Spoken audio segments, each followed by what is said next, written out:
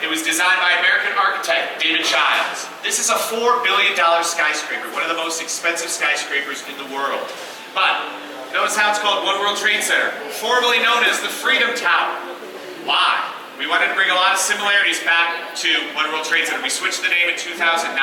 Some of the similarities are our base is the exact same size, 200 by 200. Our roof height is the exact same height as the North Tower, 1,368 feet, 417 meters. But really what sets this building apart is our spire, reaching up to 1,776 feet, 541 meters, makes us the tallest building in Western Hemisphere, which I don't think anyone will break that. The fourth tallest in the world, give it about a year and a half. Right now we're fourth. We're standing strong with fourth tallest in the world. Gorgeous, gorgeous building, and we're very happy that you guys came down here, okay? But there's a couple other great buildings. My three favorite buildings, One World Trade Center, I'm biased, because it's my job, they pay me well. And also, Chrysler Building, love the Chrysler Building. But, let's talk about something we can see. The iconic Empire State Building, all right? There she is, beautiful Art Deco design, built in 1931.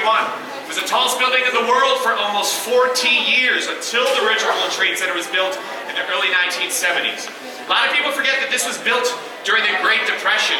They built the Empire State Building in 410 days in 1930. They literally were doing a floor a week. Amazing, amazing engineering. Now, also a lot of people don't know that you see all the way up on the top? So we take off that antenna that was added in the 60s. That's where we are, the rooftop. But you know what that was originally designed for? It was originally going to be a docking station for airships, Zeppelins.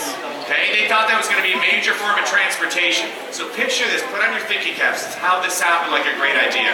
You would land 1,250 feet up in the air, walk down a gangway like on a cruise ship, and everything was going to be okay. They forgot, very windy up there. So they tried it one time, it docked pretty much for about 3 minutes. So they scrapped that idea. And it really was nicknamed the Empty State Building for many, many years until, guess what? King Kong. That really brought popularity to the Empire State Building. You know, they got the two great observation decks, one's outdoors at 102, home to, King Kong, On the Town, Sleepless in Seattle, and A Fair to Remember, a lot of plethora of great classic movies.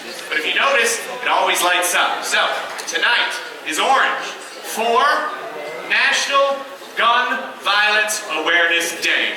That's hard to come up with each night, because they switch it each night. So guys, if you ever see it white, that is the classic Empire State Building colors. But what they do, they switch it for different events and holidays, like Memorial Day was red, white, and blue, because there's a lot of floodlights attached to 102 and also a little bit lower on the spire. But if you want a great picture of the Empire State Building, go down to Greenwich Village, Washington Square Park, okay? I love Greenwich Village, just tune out all the NYU kids, it's still great.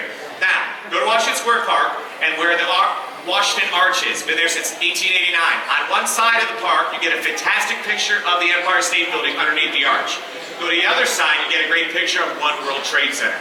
Do you know anything about Photoshop? You put them together, boom, that's your holiday card. Listen, I know nothing about Photoshop, but my friends do. All right, so it's pretty cool. At least do not leave without getting a picture of the Empire State Building. All right, so let's dig a little deeper. City Pulse knows a lot. We have these 10 great, fabulous categories we can tap into. But there's a couple things you need to do when you're here in New York. And, I mean, you gotta eat while you're here in New York. But New York has fantastic cuisine, okay? Anything you want, you can get. 24 hours a day, 7 days a week, and only in New York. We deliver 24 hours a day, 7 days a week. So we could be talking about the quintessential New York slice of pizza, halal carts, bagels, hot dogs, so many incredible cuisines started right here in New York City. So, a couple things you have to have. Get ready for it, guys. The quintessential street meat is the hot dog. But how the heck did the hot dog make it over in the United States? Let me tell you. German immigrants immigrated in the late 1860s. And they were selling frankfurters and milk rolls from push carts, just like this, down on the good old Bowery. But it wasn't until a gentleman named Charles Feltman immigrated to the U.S. that everything changed. Because guess where he was located, guys? You might have heard of this place, Coney Island. But he had a pie cart, so he was selling pies. Everybody kept on asking him, I want hot food, hot sandwiches. So he had a brilliant idea that still continues today. He added a charcoal grill on his push cart. Because now we can serve hot frankfurters served inside sliced milk rolls, warm milk rolls, and history was made. 1871, 3,500 hot dogs in 1 year. People start liking it, all right? Now here's a staggering fact. Get ready for it from people from the US.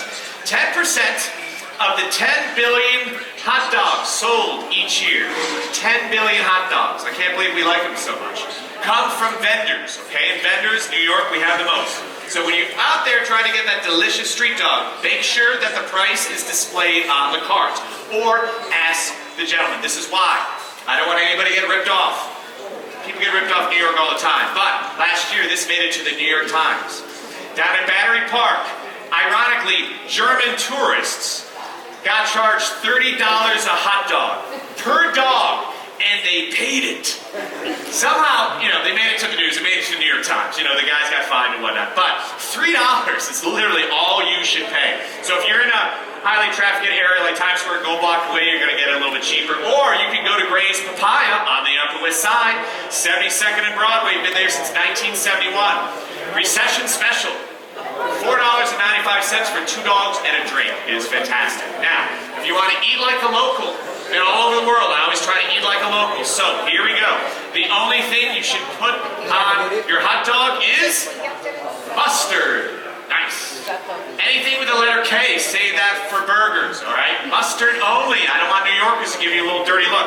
Put the crowd out. Put all the onions on, but just stick with mustard, all right, guys? But make sure you go out there and get that delicious hot dog while you guys are here in New York. But let me tell you a couple cool things that are going on. So here's the buzz page. So we have live Instagram tiles. They get updated throughout the day. So remember going back to Washington Square Park? Well, they have Washington Square outdoor art. This has been going back since 1935, I think.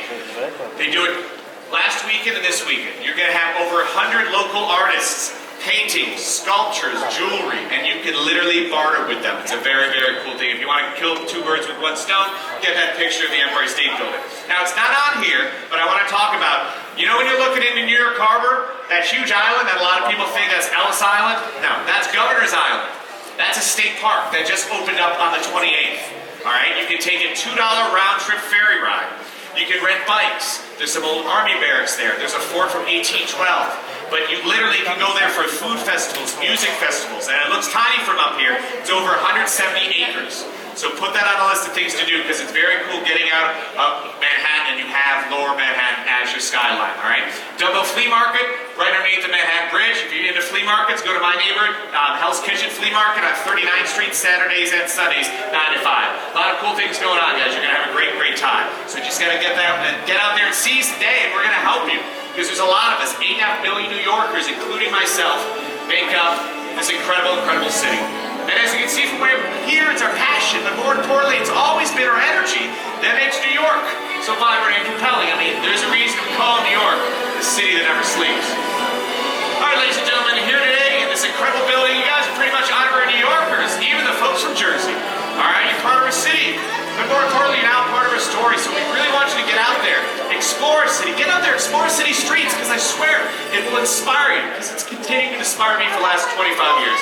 Ladies and gentlemen, welcome to New York! My name's Alan. If you have any other questions, feel free to ask me or any of my colleagues. Guys, thanks so much for listening.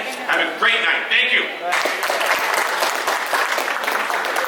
Ready to go?